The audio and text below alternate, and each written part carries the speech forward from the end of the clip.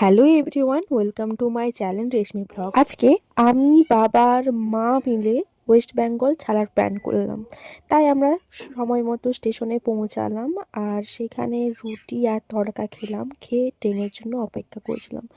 প্রায় 2 ঘন্টা পর আমাদের ট্রেন ছিল 9টা, আমাদের ট্রেন এসছে 11টার সময় আর প্রচণ্ড ভিড়। আসল ব্যাপারটা হলো আমরা ওয়েস্ট বেঙ্গল ছাড়ছি না, আমরা গেছিলাম ভুবনেশ্বর।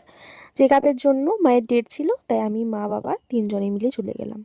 এমসে ঢুকেই ভেতরটা দেখি একদম পার্কের মতো, পার্ক ফিল হচ্ছিল। সত্যি এত সুন্দর হসপিটাল আমাদের ওয়েস্ট বেঙ্গলে মনে হয় একটাও নেই। ভেতরে ঢুকেই আমরা প্রথমে দিয়ে দিলাম আভার জন্য লাইন। মা যেহেতু চেক আপে এসছে, তো মায়ের আভা করতে বেশি দেরি হয়নি, তো আমার আভা করতে বেশ খানিকক্ষণ সময় লেগেছিল।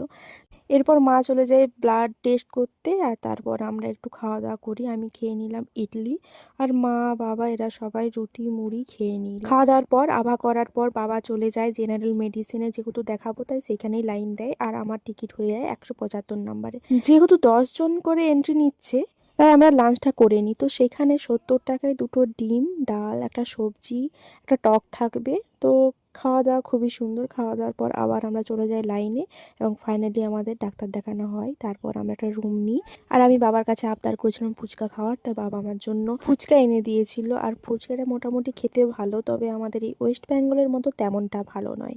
তারপর রাত্রিবেলা রুটি, পটল, আলু, পনির, পোস্তর একটা তরকারি, সাথে পেঁয়াজ লঙ্কা, এসব খেয়ে আমরা রাত্রিবেলা ঘুমিয়ে পড়ি। তো ফার্স্ট দিন আমাদের ভুবনেশ্বর এইভাবেই কেটে গেল। সেকেন্ড পার্ট খুব তাড়াতাড়ি আসছে। ওকে, বাই।